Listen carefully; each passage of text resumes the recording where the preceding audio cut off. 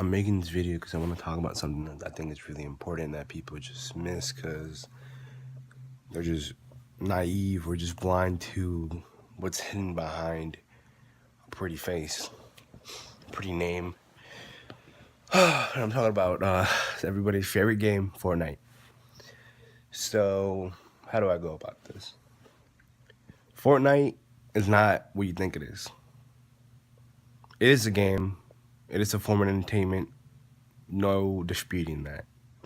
But it has hidden messages behind it that just most people won't catch because most people just don't have the knowledge in that topic or theme or however what concept that they're portraying, the undertone, the subliminal messaging. Fortnite is a diluted replica of what the end of the world biblically will be. It's a mockery. It's a twisted and corrupted form of the end world. You can obviously tell by all the biblical things that they inputted in there, all the occult-like things they inputted into the game that people just don't notice.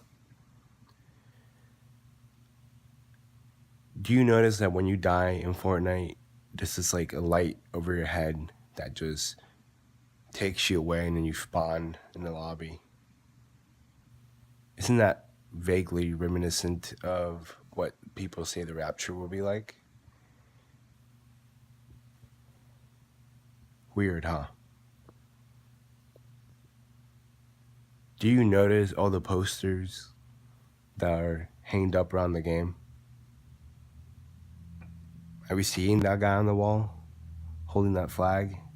His body straight up, upright, his arms pointed downwards, not to his side, but just down, like a cross, bent. Do you ever wonder why that's there or who that is? Most recently in season 4, the TV has turned into a skull. It's almost like as in the middle of the skull, you see a cross. Why is it that's there? Like, what does that represent? Why is that part of the game? What is it trying to tell you? Like, I'm sorry to tell you, but people think that those things are random, but why would they just be randomly there? Go ahead, tell me. There has to be some type of inspiration at the minimum for that to be there. What is the inspiration? What is it? You don't know because they don't want you to know. They just want you to play the game. And as you run by those objects, your subconscious catches that and embeds it.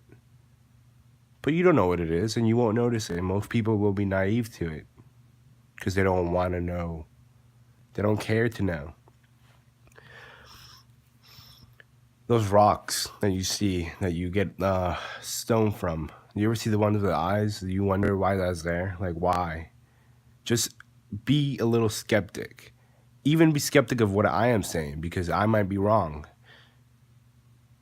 I'm not telling you that what I'm saying is a fact, but I am telling you to be a little less naive. Remove the blindfold from your eyes and see things for not just what people want you to see them, but have your own views on things. And from my knowledge that I have, and the eyes usually has to do something with Egyptian god. I think it is Horus, or is it Ra? I would have to do some research to really give you all the facts there, but don't quote me on that because it would be ignorant for me to tell you that exact god that they're talking about. But I do know it does relate to it. I know that it relates to the satanic cult, the Freemasons, the all-seeing eye. And it's an obvious eye. Like, it's not like it just kind of looks like it. It could be, mismatched. It could be like, maybe it's that, maybe it's a circle with another circle inside of it. An obvious eye. So why? Why is that there? Now let's go into talk about the new game mode, Final Fight.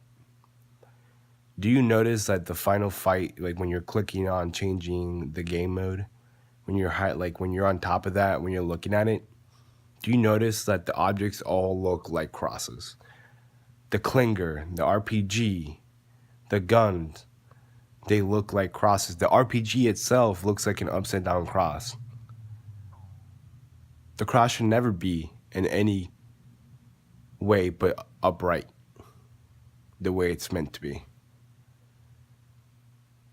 It actually signifies a corruption of the cross when it's in any way other than that.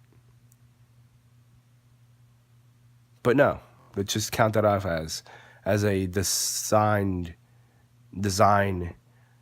like a flaw like that. Nobody, it's not meant to be there. It's just your imagination. I doubt it.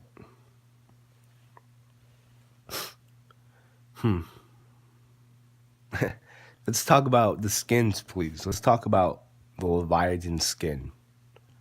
Do you know what the Leviathan is?